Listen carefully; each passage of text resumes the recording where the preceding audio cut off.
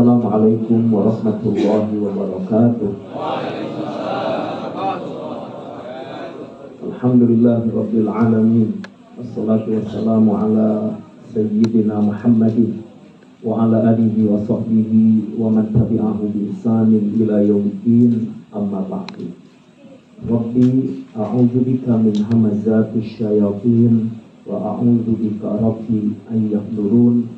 Subhanaka la ilma lana illa ma 'allamtana innaka antal alimul hakim. Dan semuanya yang mohon maaf kalau kami tidak sebutkan satu persatu, tapi insya Allah semua yang hadir dirahmati, diberkahi oleh Allah Subhanahu wa Ta'ala. Dan terkhusus waliduna Syekh Iqbal Khan yang berada di tanah suci Madinah Al-Munawwarah. Mudah-mudahan beliau senantiasa diberikan nikmat dalam setiap ibadahnya, dalam setiap saat-saatnya bersama dengan baginda Rasulullah Muhammad sallallahu alaihi wasallam, dan mudah-mudahan titipan salam kita untuk Rasulullah beliau sampaikan. Amin ya rabbal alamin. Hari ini persis 17 Agustus. Tadi kita sudah upacara, tapi yang enggak, tasyukur, kita bersyukur akan nikmat Allah. Kita bangsa Indonesia telah 78 tahun diberi kemerdekaan oleh Allah Subhanahu wa Ta'ala. Untuk mengingat kembali bagaimana dulu Bung Tomo ya menyemangati kita untuk pada waktu itu bangsa Indonesia berjuang untuk mendapatkan kemerdekaan. Beliau ternyata bertakbir. Maka malam ini 3 kali kita takbir, mudah-mudahan semangat menjaga kemerdekaan negeri ini, dan kita berdoa semoga negeri ini dijauhkan dari tangan-tangan zalim. Semoga negeri ini menjadi baldatun thayyibatun wa rabbun ghafur. Rabbi ij'al hadza baladan amina. Takbir. Takbir. Takbir. Sallu 'alan nabi. Baik, ikhwas semua yang dimuliakan oleh Allah Subhanahu wa Ta'ala, saya mau cerita kejadian ini terjadi pada masa Sayyiduna Umar bin Khattab radhiyallahu anhu. Ketika itu ada dua orang laki-laki yang mirip betul. Satu lebih tua, yang satunya lebih muda.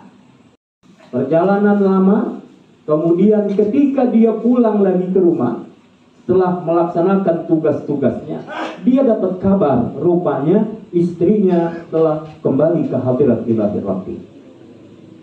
Kemudian, ikhwas semua yang dimuliakan oleh Allah Subhanahu wa Ta'ala, suatu saat dia menyaksikan di kuburan itu kok ada cahaya terang benderang.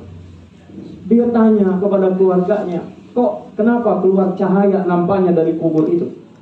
Iya, kami juga nggak tahu, setiap malam itu keluar cahaya dari situ. Akhirnya orang ini dengan keluarganya mendatangi kuburan itu, dan itu adalah kuburan istrinya. Qadarullah, ternyata di situ ada bayi yang ada di dalam kubur itu di atas pangkuan ibunya. Artinya meninggal lahirnya di dalam kubur. Wallahu a'lam bishawab. Ikhwan semua yang dimuliakan oleh Allah Subhanahu wa Ta'ala, dan laki-laki itu memang bersaksi, istriku itu orang yang baik. Begitu.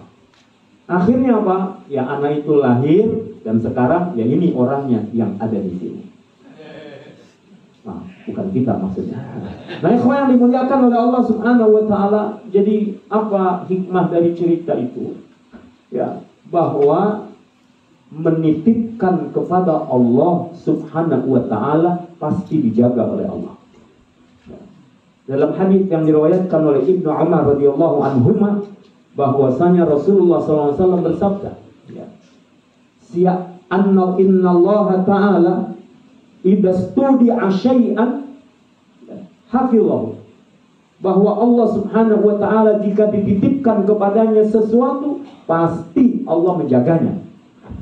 Maka sunnah bagi orang-orang yang safar, orang-orang yang meninggalkan orang-orang itu, kalau dia mau bepergian, hendaklah dia membaca itu. Titipkan orang-orang yang ditinggal itu kepada Allah Subhanahu wa Ta'ala. Astaudi'ullah alladzi la tabi'u wada'i'u. Astaudi'ullah alladzi la tabi'u wada'i'u. Astaudi'ullah alladzi la tabi'u wada'i'u. Aku titipkan engkau kepada Allah Subhanahu wa ta'ala. Yang apa yang dititipkan kepada Allah nggak ada yang hilang, nggak ada yang sia-sia, pasti dijaga oleh Allah Subhanahu wa ta'ala. Apalagi dalam ayat Al-Quran surah An-Nisa, Allah berfirman, innallaha ya'murukum an tu'addul amanati ila ahliha. Ikhwah semua yang dimuliakan oleh Allah Subhanahu wa ta'ala. Cuman sayangnya orang itu dulu yang dititipin cuman anaknya doang, ibunya kagak gitu. Dia bilang apa? Aku titipkan anak ini kepada Allah. Jadi anaknya selamat.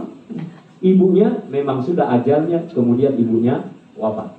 Nah, ikhwan semua yang dimuliakan oleh Allah Subhanahu wa ta'ala, maka kita jika bepergian jauh melaksanakan safar, mengikuti apa yang diajarkan oleh baginda Rasulullah Muhammad sallallahu alaihi wasallam, maka hendaklah sebagaimana Abu Hurairah mengatakan, Rasul mengajarkan itu, man arada an yusafir, siapa orang yang hendak sabar, hendaklah dia falyaqul, hendaklah dia mengatakan kalimat ini.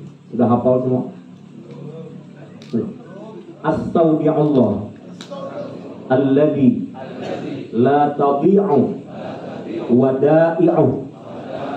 Astaudi'ullah alladzi la tabi'u wada'i'u.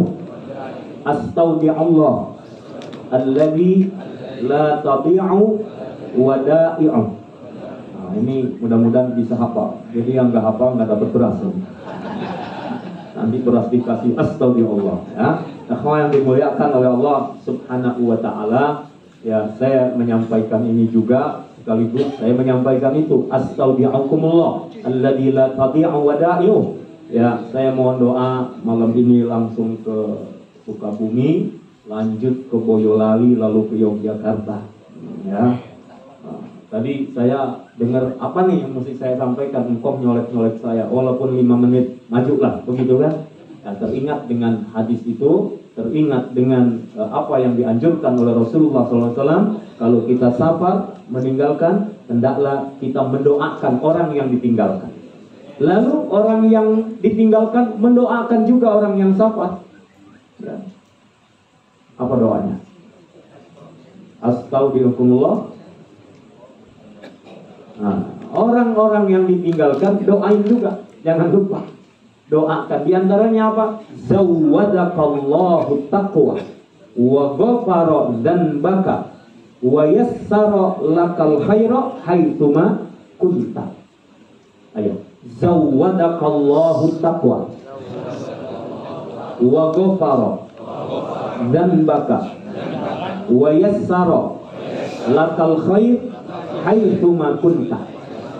Ya, tolong saya diingatkan Pak Andre, mudah-mudahan minggu depan kalau ketemu lagi saya tulis, ya, supaya ikhwah juga bisa menghafal. Jadi kalau mau pergian bukan dada-dada doang, udah dada-dada pakai kisbai lagi. Enggak, kita ini diajari nama Rasul, ada tata cara hidup kita.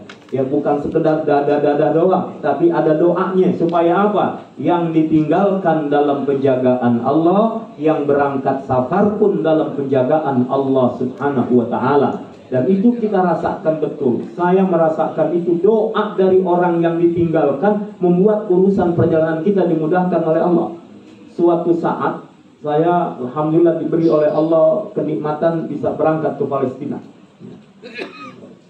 ziarah ke Masjidil Aqsa. Ya, ikhwan yang dimuliakan oleh Allah. Sebelum ke Masjidil Aqsa, kami berangkat ke Masjid Al-Khalil Ibrahim, ya, masjid di daerah Hebron. Dan daerah Hebron ini Masjid Khalil Ibrahim, di mana ada makam Nabi Ibrahim alaihissalam dan juga istrinya Sarah di situ. Apa? Ini masjid yang menjadi saksi ketika kaum muslimin sholat subuh, ada Yahudi yang ikut datang masuk ke situ, lalu mereka diberondong. Mereka menjadi syahid kaum muslimin yang ada di tempat itu. Dan laknatnya Yahudi apa? Masjid ini dibagi dua. Setengah dia bikin jadi sinagog, setengah lagi dia pakai buat masjid. Itu pun di bawah ancaman mereka. Jadi kalau kita masuk itu lewat pintu gerbangnya, mereka yang jagain pintu itu. Ya, yang dimuliakan oleh Allah. Baik. Dari selesai kami ziarah di Hebron ke Masjid Al-Khalil Ibrahim alaihissalam ini, kemudian kami mau berangkat ke Masjidil Aqsa. Di tengah perjalanan ada checkpoint tentara Israel. Apa yang terjadi? Tentara Israel naik mobil, sebelumnya dia ada di bawah. Kemudian tour guide kami katakan, tolong semua siapkan paspor. Alhamdulillah yang lain pada puan paspor saya nggak ketemu. Sudah cari di kantong, di jaket, di tas, nggak ada paspornya. Ya Allah, di mana paspor ini? Akhirnya kami ambil inisiatif pindah ke belakang. Untuk apa? Karena kalau terhambat pada waktu itu, maka perjalanan rombongan ini pasti akan terhambat kita. Akhirnya apa yang dilakukan? Saya berdoa, hasbunallah wa ni'mal wakil, ni'mal maula wa ni'man nasir, la haula wa la quwwata illa billahil aliyyil azim. Pasti ada pertolongan Allah. Dan sebelum berangkat sudah minta doa dari orang-orang yang ditinggalkan, supaya kita pun dimudahkan oleh Allah urusan-urusan kita. Benar ikhwah, tentara Israel dengan senjatanya naik ke atas bis. Periksa satu-satu paspornya. Periksa. Satu kursi sebelum saya, tiba-tiba dia cuman say hello, dia turun. Alhamdulillah. Giliran dekat saya nggak diperiksa, baru senang sedikit naik lagi yang satu. Kita tertekan lagi. Udah senang nih lewat yang satu, naik lagi yang satu lagi. Hasbunallah wa ni'mal wakil, ni'mal maula wa ni'man nasir, la haula wa la quwwata illa billahil aliyyil azim. Naik lagi. Periksa lagi, dia pegang senjata, periksa 1, 2, 3, persis satu bangku lagi sebelum saya, dia cuma say hello lagi. Hello, dia turun. Alhamdulillah. Akhirnya kami lolos dari checkpoint itu, tapi langsung cari kemana? Di hotel. Rupanya paspor ketinggalan di hotel.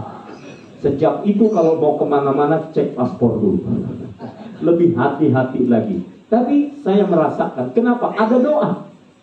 Maka kalau kita bepergian safar, doakan orang yang ditinggalkan. Dan juga orang yang ditinggalkan mendoakan orang yang safar, supaya apa? Dijaga oleh Allah Subhanahu wa taala, dimudahkan. Bahkan safarnya menjadi menjemput ampunan Allah Subhanahu wa taala. Safarnya ini menjadi safar yang membawa ketakwaan.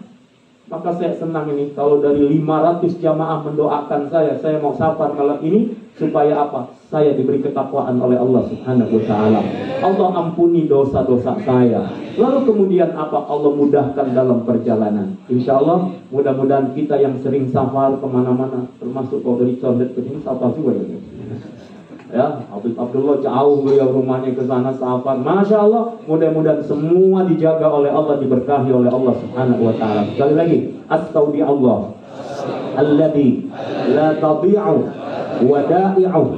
Astaudi Allah alladzi la tadi'u wada'i'u. Yang ditinggalkan mengucapkan zawwadakallahu taqwa wa ghafara dzambaka wa yassara lakal khaira haitsuma kunta. Mudah-mudahan ada hikmah dan manfaatnya. Mohon maaf lahir dan batin. Wassalamualaikum warahmatullahi wabarakatuh.